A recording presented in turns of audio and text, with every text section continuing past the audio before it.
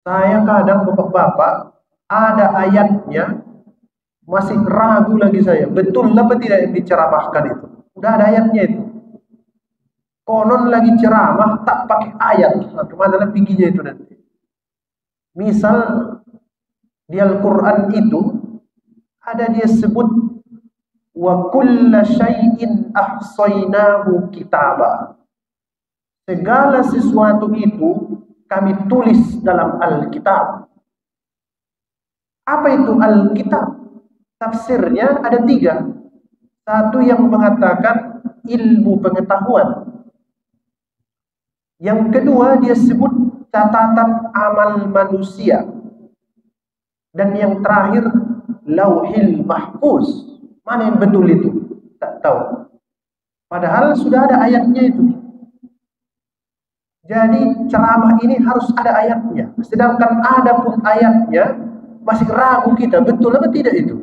A'udzubillahi minasyaitonir rajim. Bismillahirrahmanirrahim. Assalamualaikum warahmatullahi wabarakatuh.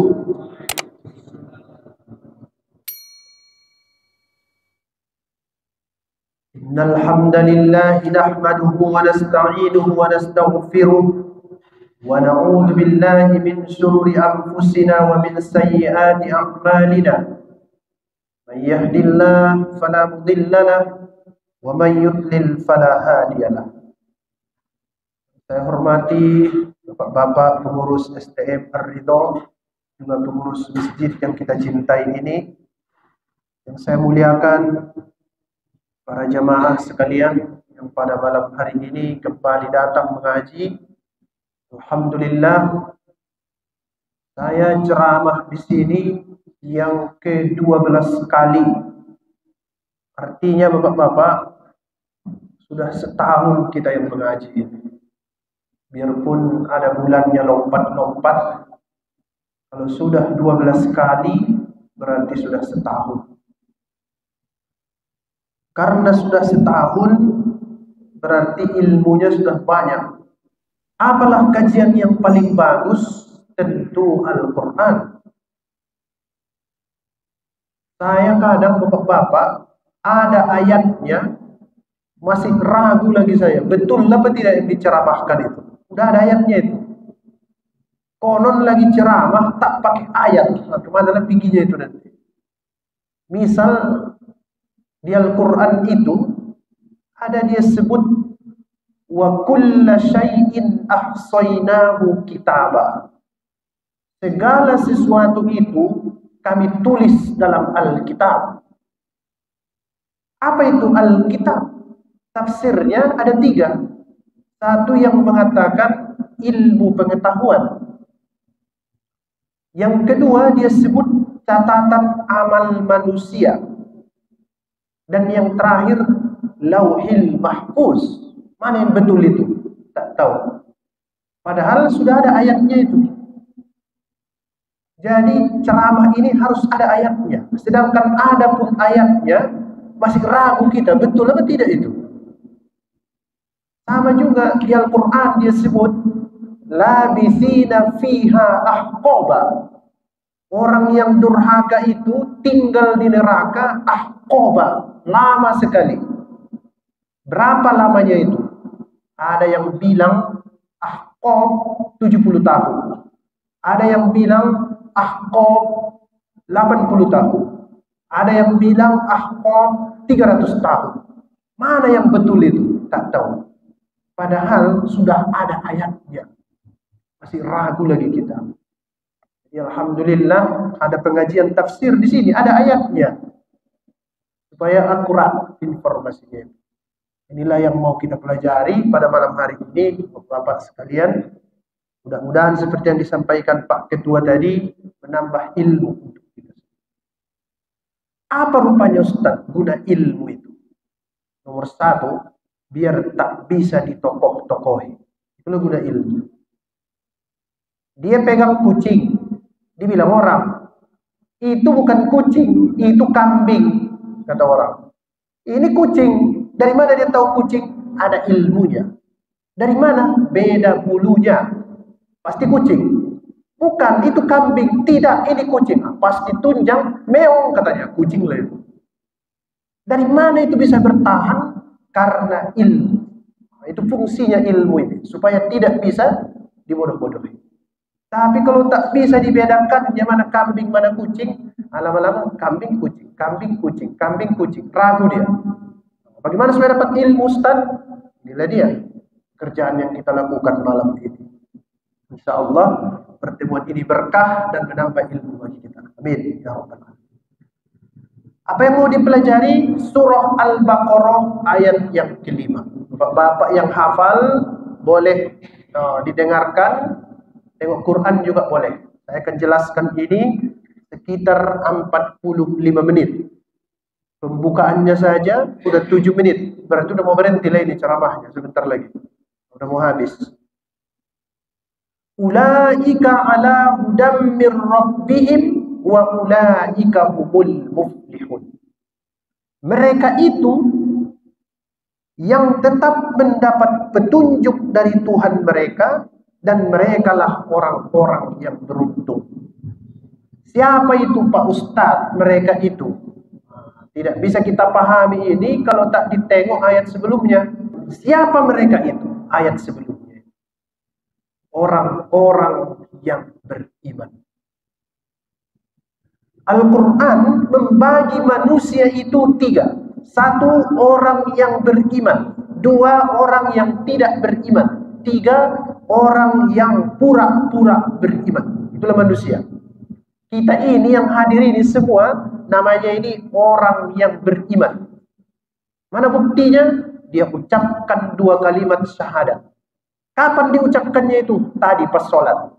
At-tahiyatul mubarakatus sholawatut thayyibatu lillah. Baru dia ucapkan asyhadu an la ilaha illallah wa asyhadu anna muhammadar. Kita yang pertama. Yang kedua, tidak beriman, kafir. Itulah saudara-saudara kita yang Nasrani, yang Yahudi, itu semua disebut Al-Quran dengan istilah kafir. Dia kasar itu, Ustaz. Biasa aja. Arti kafir itu menutup. Kasar itu. Tapi kok jadi kasar? Kelakuan kita lah itu yang buat kasar. Di Al-Quran biasa saja. Kitanya itu. Makanya harus diganti. Apa yang diganti? Orang biasa-biasa aja.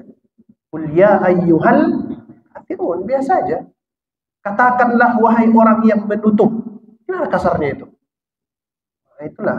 Kita ini kadang kata Quran A kita bilang C. Makanya susah hidup ini. Tak kasar kata Quran kita bilang kasar. Nah, itu masalah kita. Orang yang beriman itu ala hudam mir rabbihim, di atas petunjuk dari Tuhan mereka. Jadi orang yang beriman itu posisinya di atas. Maksudnya, kenapa begitu? Karena setiap dia melakukan kemaksiatan pasti jatuh harga dirinya. Jadi kalau konsisten tidak maksiat, insya Allah posisinya tinggi. Tinggi posisi. Ada orang tengah malam dia minum minuman keras, teriak-teriaknya di jalan-jalan itu pasti dilempar orang. Turun harga diri. Jadi kesimpulannya, setiap kita tidak beriman, tidak kita amalkan ajaran agama ini, turun harga diri. Makanya dia sebut ala hudam mir rabbihim, di atas posisinya. Itu Pak Ustadz, dulu dia kaya, makin rajin sholat, makin tak ada duitnya. Ada pula itu. Dulu dia itu tak berjilbab, sekarang dia berjilbab, makin miskin dia. Itu tak ada masalah di situ. Ada pula makin tak sholat makin kaya. Nah, itu masalah itu. Namanya itu istidraj dalam agama ini. Dikasih-kasih Tuhan, kau buatlah. Habis itu ditarik Tuhan nanti, baru selesai. Jadi jangan kaitkan makin kaya atau miskin apabila kita mengajarkan agama. Tidak ada kaitannya itu. Para nabi itu hebat-hebat mengamalkan ajaran agama ini. Ada yang miskin. Namanya Nabi Ayyub alaihissalam. Miskin dia. Jadi jangan dikira makin alim makin kaya. Tentu. Justru makin bandit makin kaya bisa itu. Bisa itu. Bisa. Namanya istidraj. Jadi bapak-bapak, Konsistenlah mengamalkan agama ini, apapun yang terjadi, pasti derajat kita tinggi. Ulaika ala hudam mir rabbihim. Betul itu Pak Ustaz, betul. Itu dari segi akhlak. Sekarang kita lihat. Tak boleh, saya tidak sindir yang lain-lain ya. Kita dengarkan saja ajaran agama. Di Al-Quran dia sebut, ta'alau ila kalimatin sawa'im bainana wa bainakum an la na'budu illallah wa la nusyrika bihi syai'a wa la yattakhidha ba'duna ba'dan arbaban min dunillah. Wahai orang-orang ahli kitab, ta'alau, ayo ke atas. Ayo kita ke atas. Maksudnya naikkan harga diri. Caranya, jangan kita sembah selain Allah Subhanahu wa ta'ala. Kenapa begitu? Jangan kau sembah pohon karena pohon itu lebih rendah kualitasnya daripada dirimu. Pohon itu kan gak ada otak, Pak. Gak ada otaknya, gak ada pikirannya. Tidak bisa jalan. Tiba-tiba kita sembah. Ada orang menyembah pohon di dunia ini. Jangan sembah-sembah pohon. Sebesar apapun dia, itu menurunkan harga diri manusia. Turun harga diri kita. Pohon ini ditebang mati. Dilempar ke sungai jadi sampah. Dibakar, hangus. Bahkan mohon maaf, burung bisa buang kotoran di situ, tapi itu pula disembah. Itu namanya kalau orang menyembah pohon, menurunkan harga dirinya. Itulah sebabnya kita disuruh menyembah Tuhan. Ada manusia di dunia yang menyembah itu. Nanti kalau lanjut pengajian ini, kalau kita semua ini umur panjang, ada itu cerita orang yang menyembah lembu. Namanya Ijil, anak lembu. Disembahnya. Itu dulu gennya dari umat Nabi Musa alaihissalam. Setelah mereka diseberangkan di Laut Merah, lain-lain pula kelakuannya. Disembahnya anak lembu yang dibuat oleh Samiri. Ada di juz 16 surah Toha ceritanya itu. Sampai Ustaz pengajian ini sampai juz 16. Oh, enggak tahu, ini pun baru satu halaman lagi yang kita pelajari gitu kan. Kira-kira siapa duluan meninggal? Ustadznya atau jamaahnya ini? Belum siap ini kajian. Masih lama ini pelajaran. Baru 12 kali, satu halaman. Itu pun halaman yang paling kecil di Quran itu, yang pertama. Nah, Bapak sekalian, jangan turunkan harga diri. Jangan sembah-sembah itu. Apalagi yang disembah orang sekarang, ini yang paling parah. Afara'aita manittakhadha ilahahu hawa. Hei Muhammad, mungkin kamu tak lihat lagi orang yang menyembah pohon, tidak menyembah binatang, tak menyembah lembu, tapi ada orang yang menyembah hawa nafsunya. Inilah yang susah. Salat subuh tak mau bangun, susah. Nafsunya mau ngapain? Tidur. Tidur dia. Ini kalau subuh berapa sop di sini Pak Ketua? 1. Pemain tunggal ya, dia azan, dia qomat, dia imam, dia zikir, dia menyapu masjid, semua lah ya. Mudah-mudahan bisa kita ubah. Orang kan selalu bilang, bagaimana supaya Islam ini bangkit? Gampang. Kalau sholat subuh seramai sholat Jumat. Kapan itu terjadi? Tak tahu lagi, menengok keadaan kita saat ini. Nah, kapan lah itu terjadi? Ini. Fara'aita man ittakhadha ilahahu hawa. Inilah Bapak sekalian. Bagaimana Ustaz supaya kita aman dari sini? Belajar Pak, sedikit-sedikit. Belajar sedikit-sedikit. Nanti lama-lama yang lain-lain itu hilanglah itu dari kejahatan. Baik. 1. Yang kedua. Ulaika ala hudam mir rabbihim. Petunjuk dari Tuhan. Agama ini berarti datang dari siapa Bapak-bapak? Ini Islam ini dari siapa datang? Mir rabbihim, dari siapa datangnya? Dari Tuhan. Ini yang mau kita pelajari. Jangan duga ajaran agama ini datang dari doktor. Kacau Islam ini. Itu Ustaz tuh dokter tuh, betul semua yang dibilangnya itu, kacau Islam itu. Itu Ustaz itu profesor, pasti betul semua, rusak Islam ini nanti. Nggak ada kaitannya itu ke situ. Mir Rabbihim, dari Tuhan datangnya agama. Makanya saya tidak sepakat itu. Ada pula saya lihat ini, ada orang harus dipuji-puji dia karena dia kiai, karena dia ini segala macam. Itu nggak penting. Nggak perlu itu. Kata Al-Quran, fala tuzakku anfusakum. Jangan pernah kau anggap suci dirimu. Kacau agama ini nanti. Nabi Muhammad berdakwah, dilempari, dikejar-kejar, entah kemana-mana, banyak masalah. Dia berdakwah, dipuja-puja, pulang dikasih pula nasi lagi, kurang puja lagi. Ini tidak benar ini. Benar itu dalam agama. Tapi jangan gara-gara nanti saya pulang dilempari pula, Pak. Tak begitu pahamnya. Maksud saya banyak menemukan cerita-cerita. Ada pengajian itu, kalau dibilang gurunya pasti betul. Tidak benar itu. Ada pengajian-pengajian tertutup. Ciri pengajian yang sesat itu salah satunya tertutup. Tertutup. Ini kan dibuka ini. Karena nggak ada masalah di sini. Dengar di sana, tonton di YouTube. Nggak ada masalah di sini. Apa yang pula ditutup agama ini? Yang tertutup-tutup karena sumber dari ajaran agama ini mir Rabbihim, dari Tuhan. Artinya apa? Kata Al-Quran begini. Nabi Muhammad itu dia adalah seorang rasul. Kalau dia mati, apakah kamu tetap beriman? Jawabannya ya. Kenapa? Karena yang paling penting bukan sosoknya, tapi ajarannya. Nah, itulah hebatnya kita ini sekarang. Ini saya lihat sekarang ini aneh-aneh. Asal sudah dipakainya serban sebesar ban Vespa, macam betul dan segala galanya. Betul itu. Saya berani bilang itu. Kenapa? Saya di awal sudah saya sebut tadi.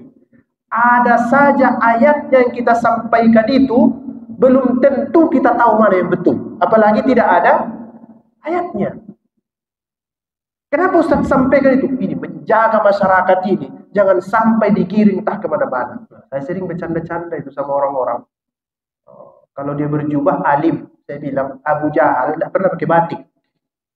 Baru tahu dia. Itu baru tahu dia. Jadi kita ini suka ditipu-tipu dengan apa itu? Simbol-simbol ya. Saya juga suka bercanda-canda itu sama orang. Mana lebih suci, batik atau jubah? Dijawab kawan-kawan tuh, jubah lah, udah. Lebih suci batik. Batik tidak pernah dipakai Abu Jahal, jubah pernah, saya bilang. Baru pusing kepalanya. Nah, itulah kita ini kadang. Tapi lebih bagus jubah. Kenapa? Karena dipakai juga oleh Nabi Muhammad. Nah, itu jawabannya, Pak. Tapi kita ini kadang suka jubah segala macam. Tidak ada itu. Selama tidak sesuai dengan Al-Quran, jangan ikut. Nah, kemana-mana itu nanti pahamnya. Bagaimana Pak Ustadz caranya supaya aman? Baca kitab para ulama. Gitu caranya. Ini ada saya tulis buku. Tidak berani saya nulisnya itu sebelum saya baca tafsir-tafsir tua. Tidak berani saya. Tergelincir. Takut saya tergelincir. Baca tafsir tua, baca tafsir baru. Barulah terkumpul sebanyak ini. Berani kita. Nanti entah kemana-mana kacau. Karena tadi saya sebut, sudah ada pun ayatnya masih ragu lagi. Ini betul apa tidak ini? Jadi Bapak, cari pengajian yang terbuka. Dan jangan cuma di masjid ini ya.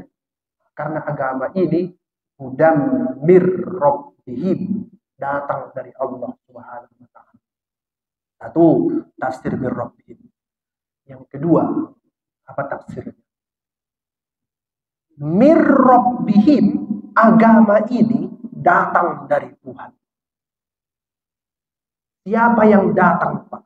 Agama ini yang datang atau dia yang kita datang? Menurut yang tadi itu. Kita ulang dulu ya. Mir Rabbihim, petunjuk dari Tuhan mereka. Berarti petunjuk itu yang datang kepada kita atau kita yang mendatangi dia? Ini dari dia, dari. Siapa yang datang? Kita atau petunjuk itu yang datang? Yang perlu siapa? Bayangkan itu. Kita yang perlu, tapi dia yang Aneh kan? Kau di Medan tidak jalan itu. Apa katanya? Inilah kau yang perlu katanya. Apalagi di pajak-pajak itu kan. Ini enggak. Saya tonton YouTube. Ada ayat begini. Laqad ja'akum rasulun min anfusikum azizun alaihi ma anittum. Kata Pak Quraisy di YouTube itu saya tonton. Yang betul terjemahan ayat itu. Padahal dia tulis di tafsirnya itu tidak begitu. Saya ralat tulisan saya itu katanya. Tahun 2010 atau 2000 berapa ditulisnya itu, diralatnya setelah belasan tahun. Kata dia begini. Terjemah ayat itu bukan Rasul datang kepadamu. Bukan. Yang betul, Rasul mendatangimu. Beda enggak itu Pak ya?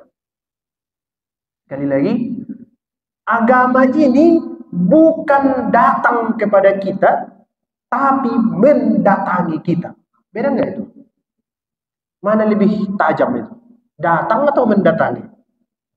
Ini pun yang saya tulis ini, saya ralat lah itu, biar udah terbit bukunya. Tak setuju lagi saya yang saya tulis. Saya tulis ini datang. Yang betul yang tadi itu, yang mana dia?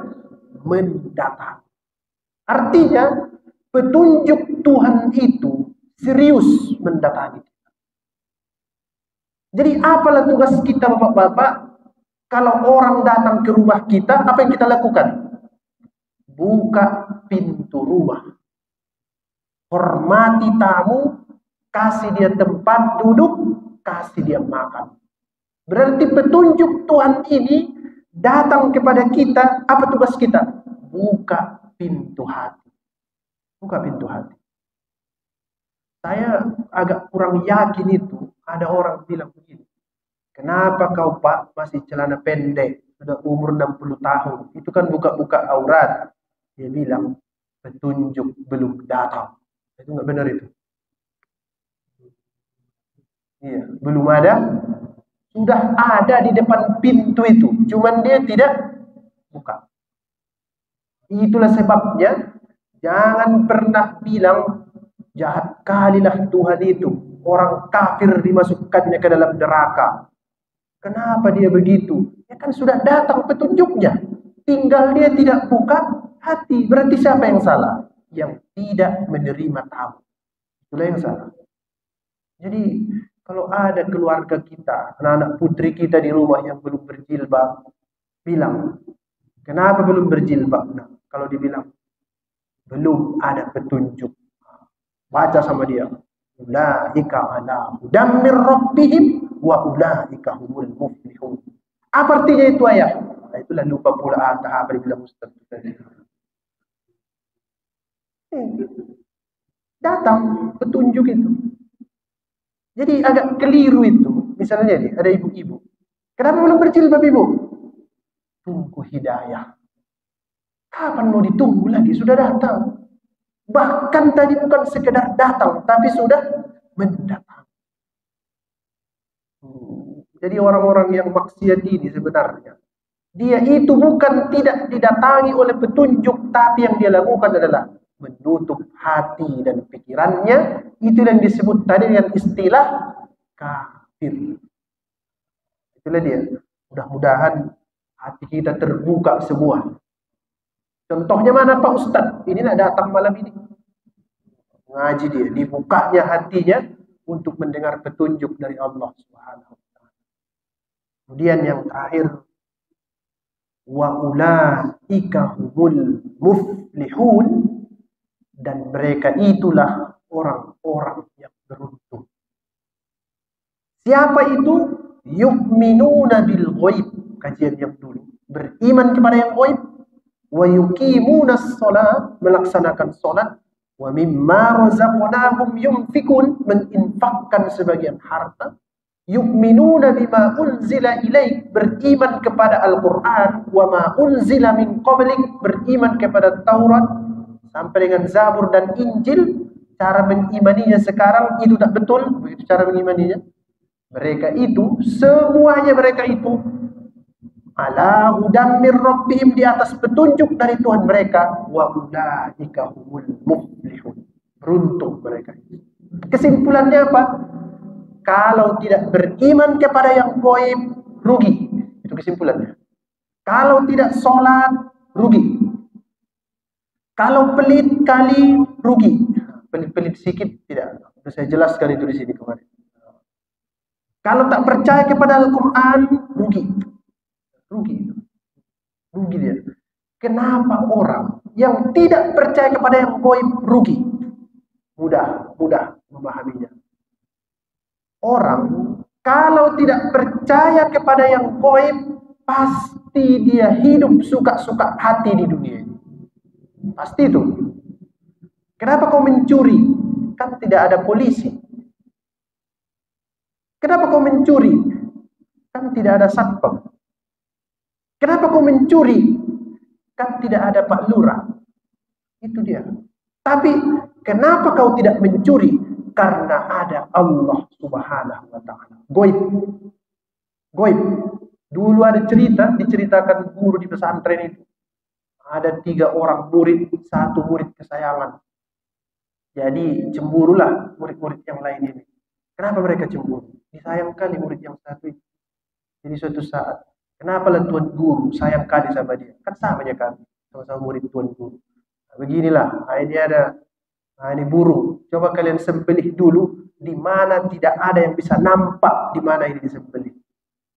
Tiba-tiba murid kesayangan ini pulang ke gurunya, tetap hidup burung itu, tak jadi disembelihnya. Nah, ini durhaka ini murid ini, sudah disuruh gurunya tadi disembelih, tiba-tiba tak disembelihnya, ini pula jadi murid kesayangan, ini murid durhaka ini. Apa jawaban dia? Saya tidak menemukan tempat di dunia ini yang tidak nampak oleh Tuhan. Makanya tidak bisa saya sembelih. Itulah dia Pak. Yu'minuna bil. Kenapa ada orang mencuri 900 triliun di dunia ini? Di Indonesia ini. Tidak percaya kepada yang gaib. Itu sebabnya. Kenapa ada orang yang berani jadi begal? Itu sebabnya. Tidak percaya kepada yang gaib. Itu sebabnya itu. Kenapa orang berani mencuri pakai narkoba? Tidak percaya kepada yang gaib. Kalau dia percaya kepada yang gaib, ada Allah yang punya neraka.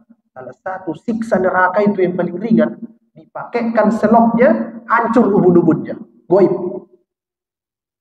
Coba sampai ke sana pikiran kita. Ini 900 triliun, macam mana minta izinnya itu Pak? Hampir 280 juta penduduk Indonesia bayar pajak, dikorupsinya itu. Bagaimana dia itu bisa melakukan itu? Tidak percaya kepada yang gaib. Apa itu? Ada surga, ada neraka. Itu ada orang bilang, itu kan Ustaz kajian-kajian gaib itu, kajian-kajian zaman dulu itu tak penting itu. Tak tahu dia, itulah yang mengontrol manusia ini supaya tak macam-macam di dunia. Bagaimana Pak Ustaz menanamkannya itu? Sholat. Rajin sholat, datang itu terus. Bisikan-bisikan yang gaib itu. Oh, ini Allah Subhanahu. Kalau orang seperti ini, beruntung. Nah, saya coba lihat dulu lebih jauh. Wa ulaika humul muflihun. Muflih artinya beruntung. Ada azan. Hayya alal falah. Sama. Beruntung artinya itu. Ini ilmu lain sesuai amanah Pak Ketua tadi. Muflih artinya beruntung. Bahasa Arab dari petani, falahun. Ini ilmu. Apa itu Ustaz kaitannya orang yang beruntung dengan petani?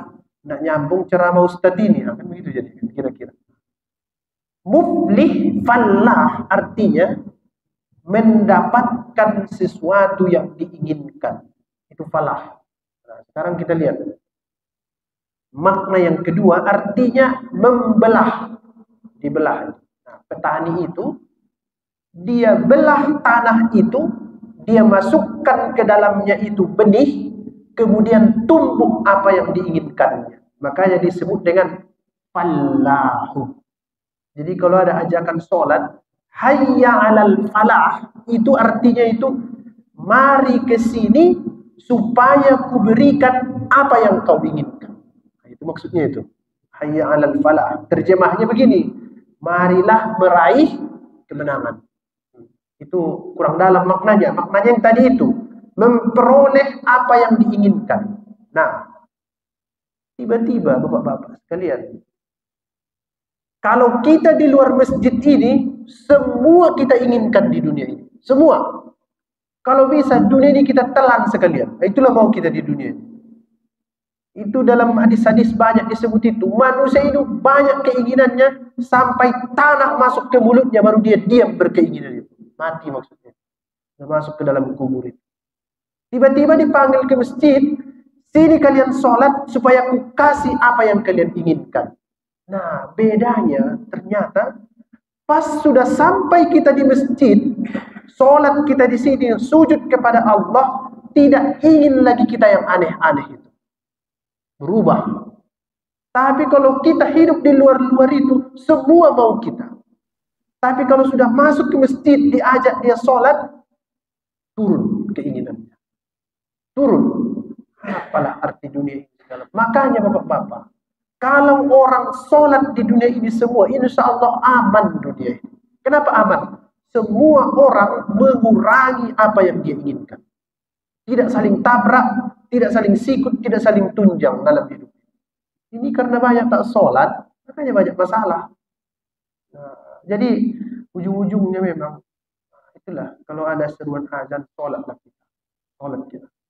Masjid ini kan sudah bagus. Dulu di sini, masjid ini di bawah ini lantainya, masih ingat saya. Ada Nur Semir di sebelah itu dulu, mungkin tahun-tahun 2006. Ya Pak Ketua, masih di bawah itu kan. Ini udah cantik. 2000? 2000. Nah, itulah. Alhamdulillah, sudah cantik.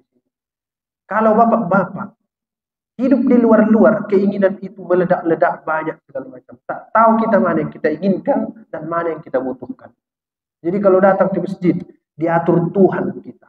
Diatur, ini cocok sama mu, ini tak cocok. Yang ini jangan dulu, nanti kalau ku kasih, kau lupa diri. Nah, yang ini tahan dulu, besok aja. Karena kalau ku kasih hari ini, pasti kau buat yang aneh-aneh. Di mana itu semua terjadi? Hayya 'alal falah.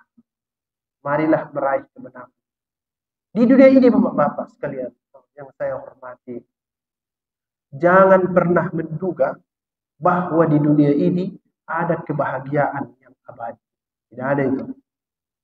Di Al-Quran dia sebut hanya satu tempat bahagia dan hanya satu waktu bahagia.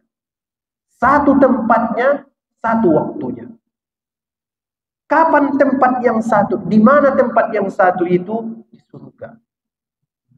Kapan waktu yang satu itu? Setelah mati.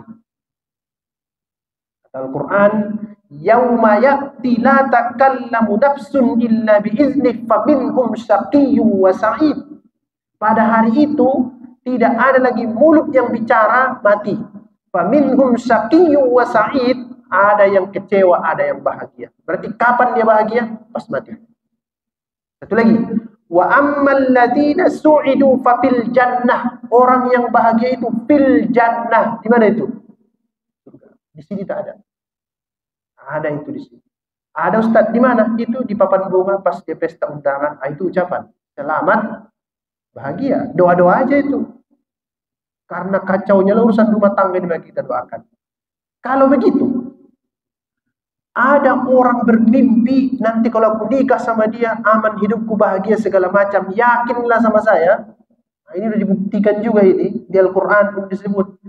Kalau tidak sholat, pasti tidak ada ketenangan. Tidak ada itu. Tidak ada ketenangan dalam hidup ini. Nanti kalau saya punya private jet, pasti bahagia. Tak betul. Kenapa di sholat itu kita dapat ketenangan itu? Karena di dalam sholat kita sambungkan diri kita ke tempat kita kembali nanti. Siapa dia? Allah Subhanahu wa ta'ala. Inna lillahi wa inna ilaihi raji'un. Ainda dicari-carinya rezeki di mana-mana, tapi tak disembahnya pemberi rezeki itu. Kacau hidupnya. Sekali lagi Bapak, hayya 'alal falah. Ayo kita meraih kemenangan. Mari sholat. Mari sholat ke masjid. Nah, tapi nanti jangan gara-gara ini Pak Ketua. Besok ada yang pakai jubah putih tiba-tiba sholat subuh diejek-ejek ya. berubah nih ya katanya, larilah kawan itu lagi, tak datang lagi dia itu. Nah, jangan, ini memang serba susah ini berubah ini kan. Ada saja tantangan yang datang. Istri pun di rumah, kenapa bang tiba-tiba sholat? Udah 100 tahun abang tak sholat katanya pula. Kenapa? Buang tabiat dia kan. Carilah itu Pak. Wa ulaika humul muflihun. Nah, baik, sebagai kesimpulan supaya kita tak lupa, mana tahu ada tanya jawab. Yang pertama, orang yang beriman itu posisinya tinggi. Tinggi dia. Ulaika ala. Biarpun dia hina di mata manusia, posisinya tinggi. Biarpun dia miskin, tidak punya uang, selama dia konsisten menjalankan agama, ala hudam min rabbihim, posisinya tinggi. Biarpun banyak uangnya, kalau dia berzina, main narkoba, korupsi segala macam, pasti hina. Pasti hina dia. Apalagi di mata Allah Subhanahu wa Ta'ala. Yang kedua, petunjuk agama ini bukan datang dari sumber yang asal-asalan. Islam ini datang dari Allah Subhanahu wa Ta'ala. Jadi ajarannya autentik, bisa dipertanggungjawabkan. Kalau ada yang aneh-aneh, pasti kelakuan manusia-manusia ini yang mencari keuntungan, kepentingan di dalam agama ini. Kalau ada nampak pengajian dua, hindari. Yang pertama UUD, ujung-ujungnya duit. Yang kedua UUW, ujung-ujungnya wanita. Betul lagi itu. Itu tandanya itu, aneh-aneh. Jadi agama ini datang dari Allah Subhanahu wa Ta'ala.